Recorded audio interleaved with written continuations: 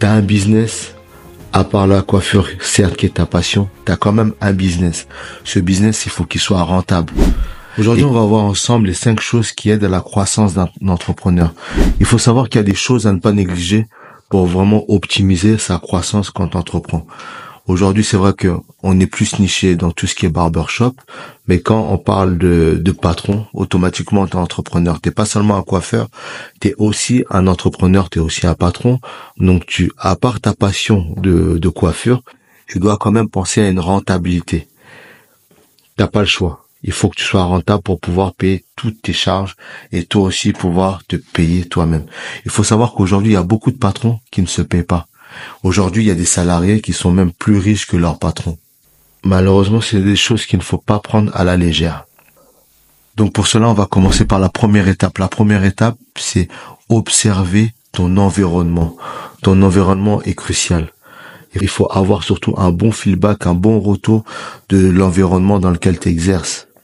Tu vois, dans ton quartier, que ce soit dans la ville, il faut observer le comportement des gens, voir quelles sont leurs attentes dans ton domaine, quelles sont leurs attentes par rapport au style de coiffure, par rapport aux prestations. Qu'est-ce qu'ils souhaitent exactement? Qu'est-ce qu'ils attendent? Deuxième chose, on va dire la capacité à sentir les choses. Savoir est-ce que mon produit répond bien aux besoins de mon client? Est-ce que c'est ce qu'ils attendent justement de mon produit? C'est ce qu'ils attendent de moi? C'est ce qu'ils attendent de ces prestations? Actuellement, est-ce que c'est ce qui est tendance? Ça, c'est vraiment un point crucial. Donc, on va mettre ta capacité à sentir les choses. Troisième point, on va mettre ta capacité à obtenir des résultats. T'as un business, à part la coiffure, certes qui est ta passion, t'as quand même un business. Ce business, il faut qu'il soit rentable. Et qu'est-ce que tu mets en place en face pour pouvoir obtenir des résultats concrets qui te ramèneront de l'argent? C'est simple, c'est des mathématiques. 1 plus 1 égale 2.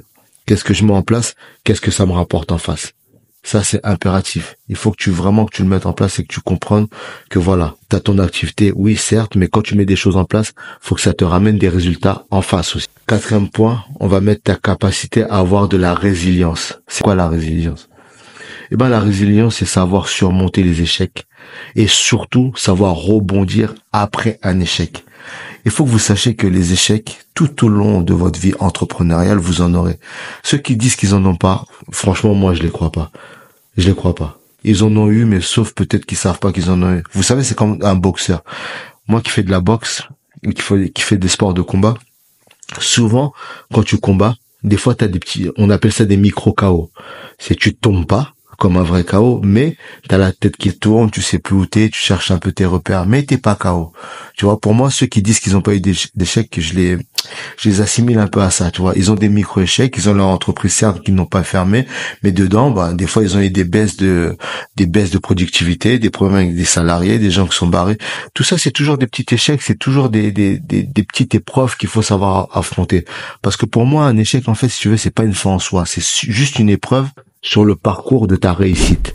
Un échec, c'est juste une épreuve sur le parcours de ta réussite. C'est pas ça qui doit t'empêcher d'être plus productif ou bien de te battre pour continuer à avancer, pour arriver à ton objectif. Ne lâche rien. C'est juste une étape, en fait. Ok? Donc, 5e chose, on va mettre ta capacité à te remettre en question. Ok, ça a pas marché, mais ça a pas marché. Pourquoi? Qu'est-ce qui a fait que ça a pas marché?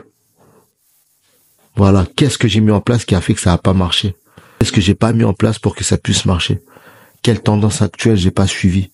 Te remettre en question. Se dire que d'abord, s'il y a un problème, ça vient de moi. Qu'est-ce que j'ai fait de mal? Avant de chercher à rejeter toujours sur la faute des autres, dire oui, c'est mes coiffeurs qui coiffent mal, oui, c'est les clients qui savent pas ce qu'ils veulent, oui, c'est l'État qui me prend trop de charges, oui, c'est un tel. Non.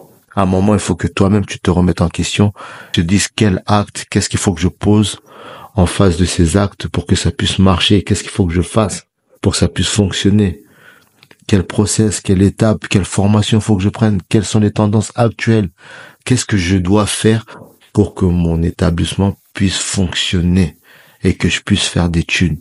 C'est ça les vraies questions, il faut que tu te poses à un moment. Comme vous l'avez bien compris, dans la vie entrepreneuriale, il y a plusieurs étapes. Et les 5 étapes que je viens de vous citer font partie de milliers d'étapes. Il y a beaucoup de choses. Continuez à suivre mes vidéos. De toute façon, il y a plein de thèmes qu'on va aborder. On va aborder des sujets de marketing, de productivité, de même dev perso, de développement personnel, etc., etc. Parce que je pense que dans la vie entrepreneuriale, il y a plusieurs facettes. Mis à part la passion de la coiffure, il y a aussi le pécunier qu'on ne peut pas négliger. Voilà. Avec ça aussi, on a créé un groupe qui s'appelle Start Barber. Donc voilà, vous allez dans la barre de description, vous mettez Start Barber, vous pourrez intégrer ce groupe. Dans ce groupe, justement, on échange sur la productivité, on échange sur la rentabilité, sur le marketing, sur les techniques à mettre en place pour être beaucoup plus rentable. On échange sur beaucoup de choses. Donc vous pouvez intégrer ce groupe-là et via ce groupe-là, on pourra communiquer. Moi, je suis assez actif dans le groupe. Donc voilà, il y a aussi d'autres personnes qui sont assez actives dans le groupe. Donc c'est surtout Start Barber, c'est surtout un groupe d'échange. Parce que je pense qu'on avait vraiment besoin de ça. Un groupe où on peut se réunir, parler de nos problématiques qu'on rencontre dans la coiffure, même dans le salariat, parce qu'il y a aussi des salariés dedans, dans la coiffure, dans le salariat, les problèmes qu'on rencontre aussi en tant que patron de salon de coiffure. Parce qu'il faut savoir qu'il y a beaucoup de patrons de salon de coiffure qui n'arrivent pas à se voir comme des patrons. Ils se voient tout d'abord comme des passionnés. C'est vrai que la coiffure, c'est d'abord une passion pour certains. Malheureusement, j'ai envie de dire, vous êtes quand même toujours obligé de penser à la rentabilité. Merci.